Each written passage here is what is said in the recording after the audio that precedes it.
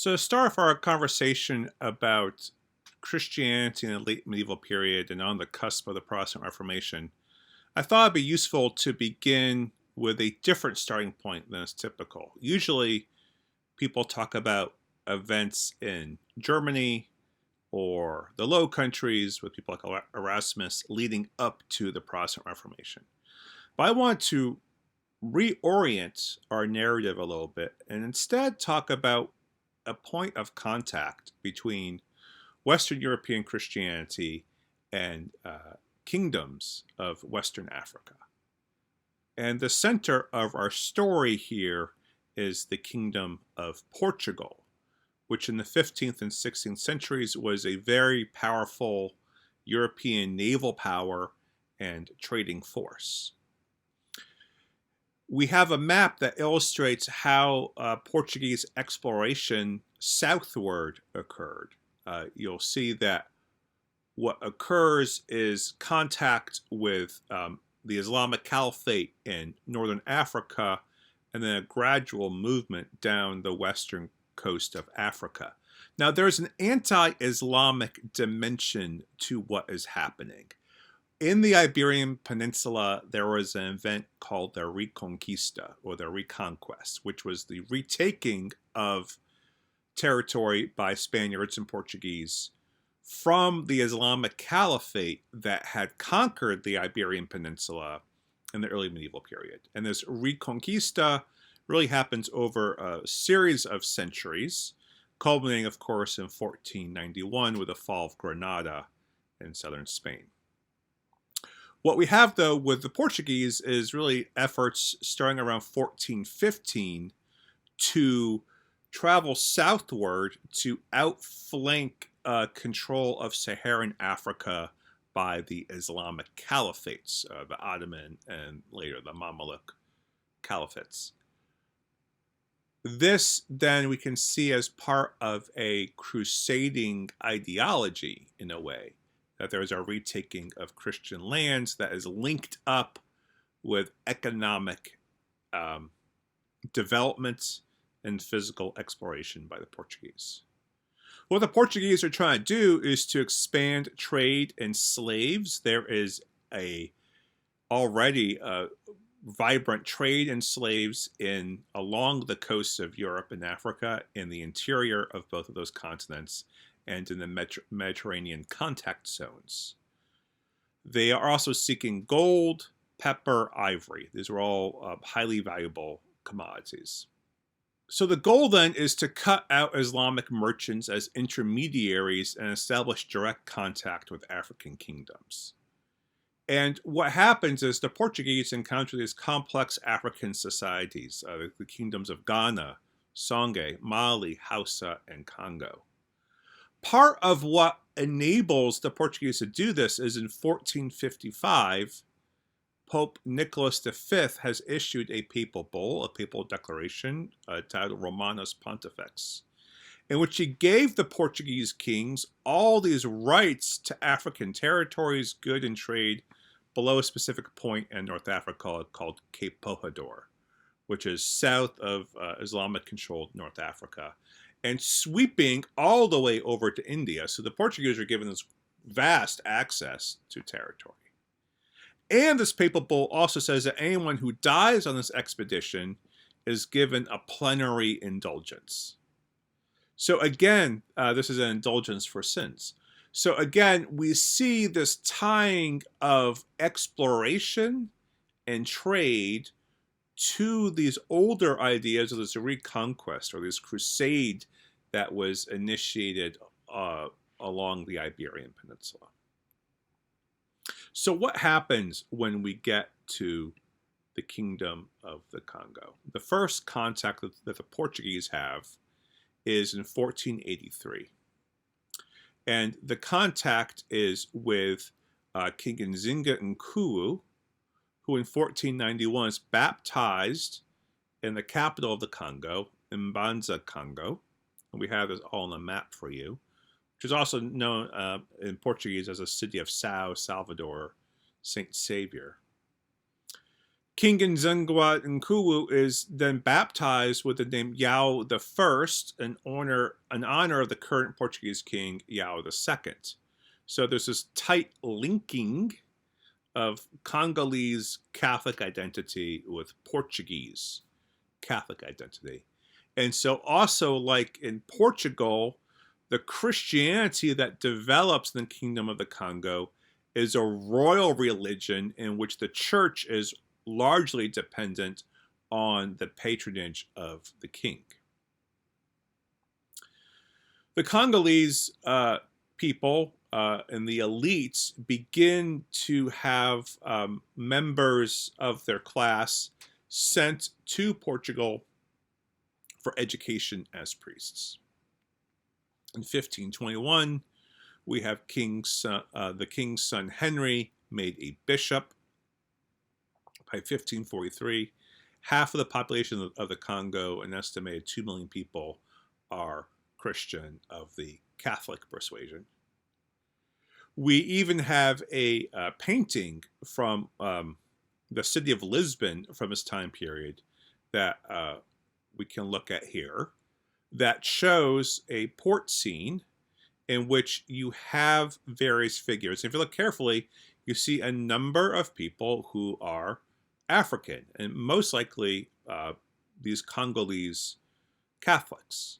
They appear to be a nobility because you can see them riding on horses, carrying swords, and such. So this helps give us a sense of the way in which this contact with the Kingdom of Congo is also transforming Portuguese society at home. Now, there's a number of ways in which we can trace the question of how does Christianity become enculturated into the Kingdom of the Congo. This was a question that we looked at a lot when we're looking at early Christianity and medieval Christianity in European contexts, in Asian contexts, and African contexts. Places like Anglo-Saxon England, or early medieval Nubia, or the Kingdom of Qian, with the Church of the East.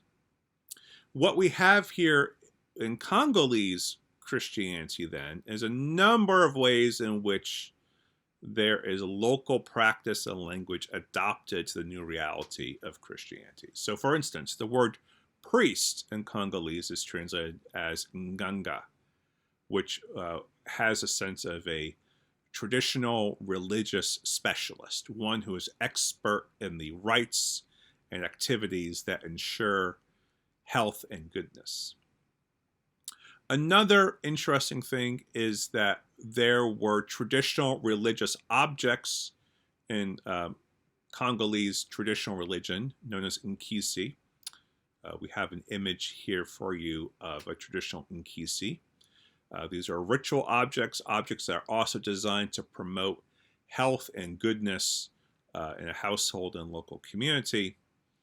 And the word Nkisi is then used to refer to Christian ritual and devotional objects like crosses and rosaries. The same sense of that there's goodness or blessing attached to these new objects that the Portuguese have brought. We also have a strand of Christian apocalypticism that enters into Congolese society. Apocalypticism is a movement that sees a radical transformation of society on the horizon, largely spurred on by social crises, environmental crises that are happening around people. So we see this in the person of Dona, or Dona, that means lady, Beatriz Kimpa Vita. This is a woman who is active around the late 17th, early 18th century. She is a noble woman by birth. She is an Nganga, that is, she is seen as a traditional religious specialist. And she claims to be possessed or to have within her the spirit of St. Anthony of Padua. St. Anthony of Padua was a very popular Franciscan Roman Catholic saint in this time period, seen as having a special ability to intercede on the behalf of vulnerable populations. So a traditional African practice of spirit possession in Congolese society is infused with Roman Catholic devotion to a specific saint. And so Dona Beatriz Kimpa Vita has this. This is a moment of civil war in which Congolese society is unraveling due to Portuguese disruptions.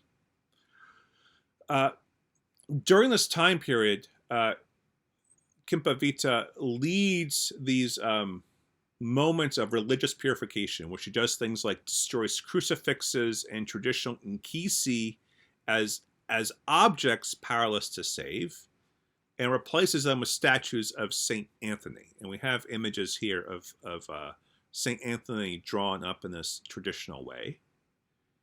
And there is this, Beatriz Kimpa Vita is emphasizing a proper intention towards religious rituals and objects in order to really facilitate God's blessings. Now, what's really interesting is this kind of iconoclasm towards Christian objects, crosses, images of powerful figures, resonates with what happens with the Protestant Reformation that we're going to get to next week.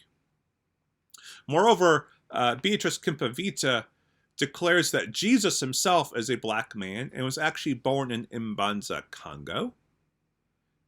And so we see here this form of enculturation of Jesus that we see happening time and time again in different locations across Christian history. But here Jesus as identifying with the dispossessed and the oppressed. And she also proclaims a coming judgment that Jesus will deliver because of the sins of the Congolese. So this is an apocalyptic renewal movement that she is proclaiming. All of her actions greatly upset the synthesis between Portuguese and Congolese leadership. And she is condemned as a heretic by the Portuguese priests who are present there.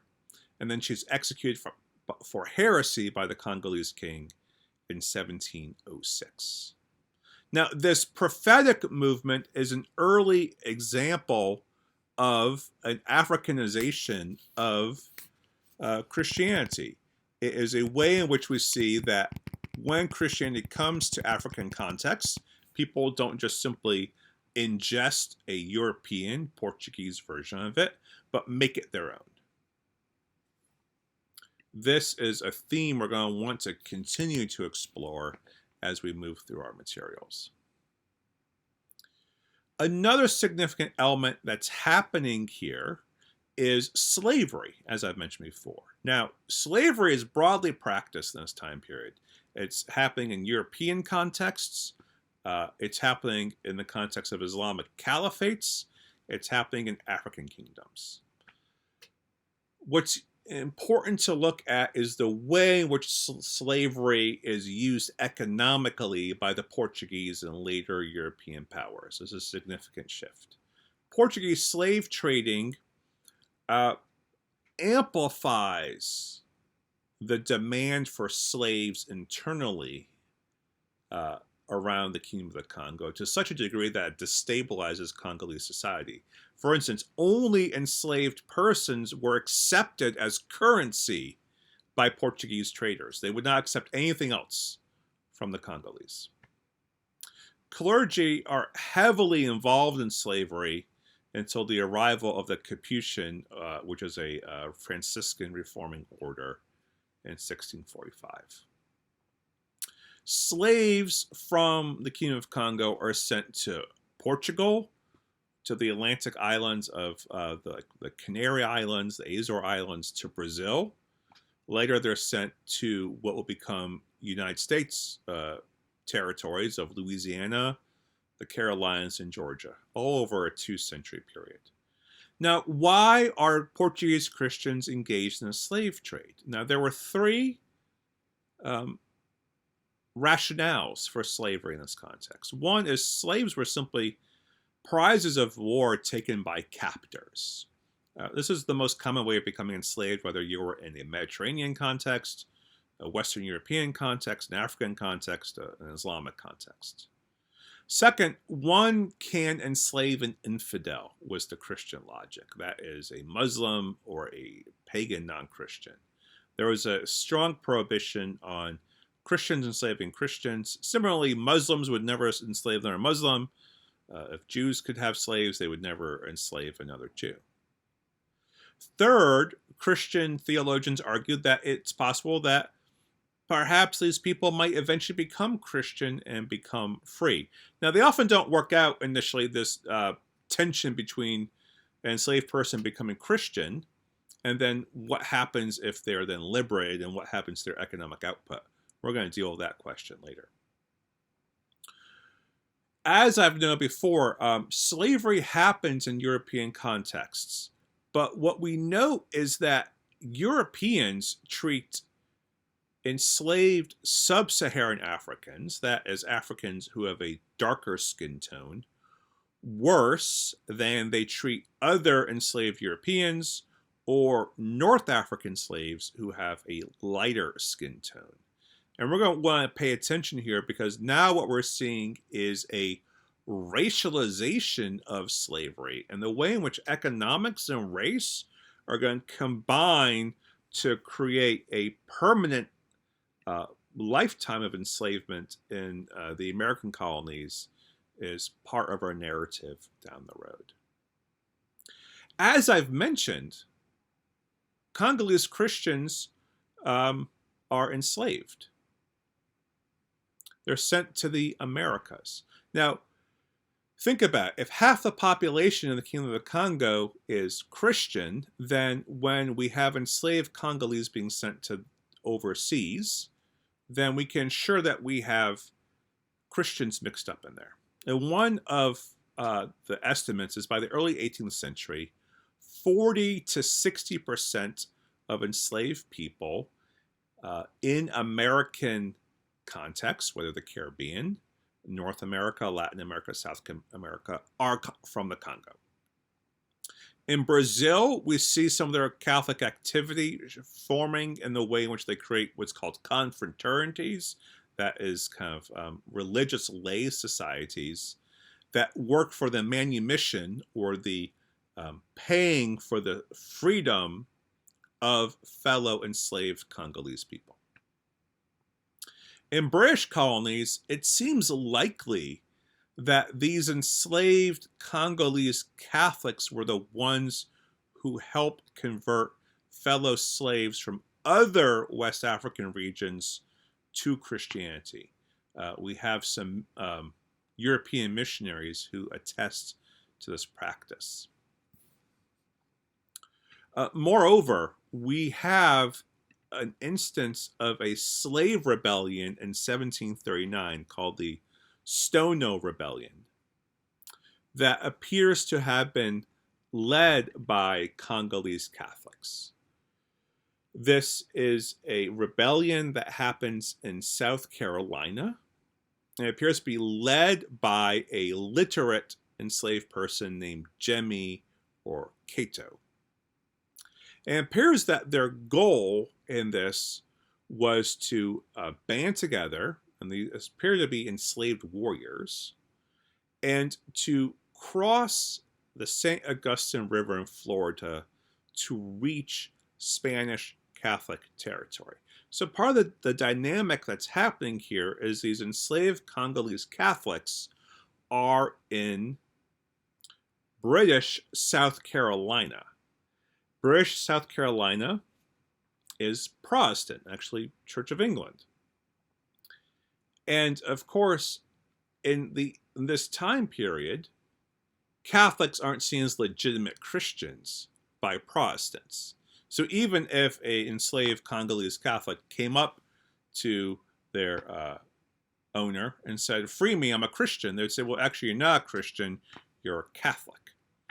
But they know that south of the St. Augustine River, Spanish Catholics are liberating enslaved runaways who can prove that they are Catholic.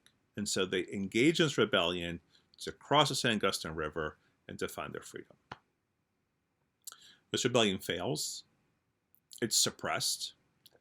and more stringent slave laws are enacted in the British colonies as a result.